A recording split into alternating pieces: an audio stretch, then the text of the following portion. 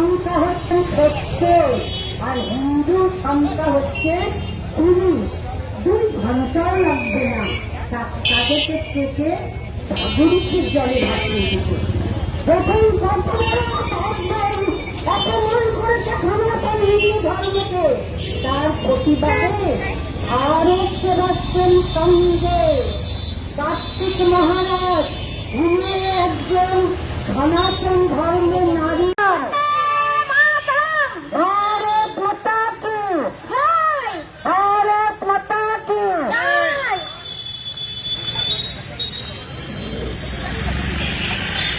সনাতন ধর্মকে অপমান করলে কেন মুখ্যমন্ত্রী জবাব চাই, জবাব চাই, জবাব চাই, জবাব চাই।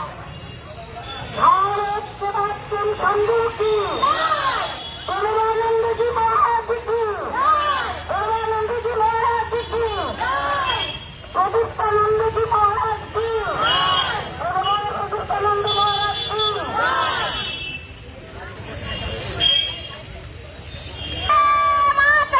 वंदे मातरम, भारत माता की, भारत माता की।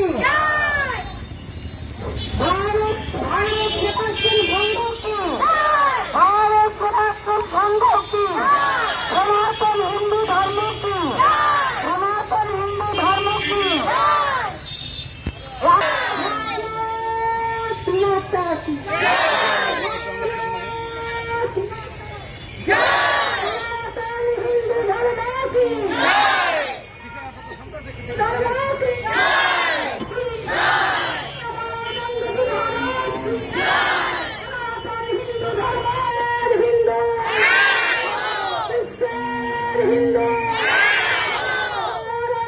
सेवाश्रम संघ की,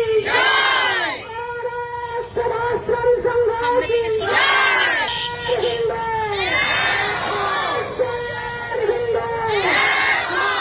বন্ধুগণ, আপনারা সকলে অবগত আছেন আমি যে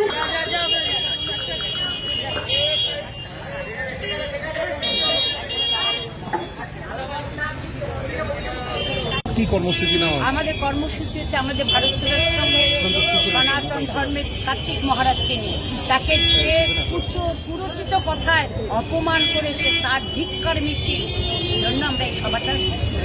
কি দাবি করবেন এখান থেকে? এই দাবি করতে মুখ্য আমাদের কার্তিক মহারাজের নোংরা যে কথাটা বলেছে তার আগে প্রমাণপত্র দেখাবে, না হলে তার কাছে ক্ষমা চাবে, না হলে পদত্যাগ করবে। কে চাইবে পদত্যাগ করবে? কাকে ক্ষমা চাইতে বলবেন? মুখ্যমন্ত্রী কার্তিক মহারাজের কাছে ক্ষমা চাইবে। আপনার নাম?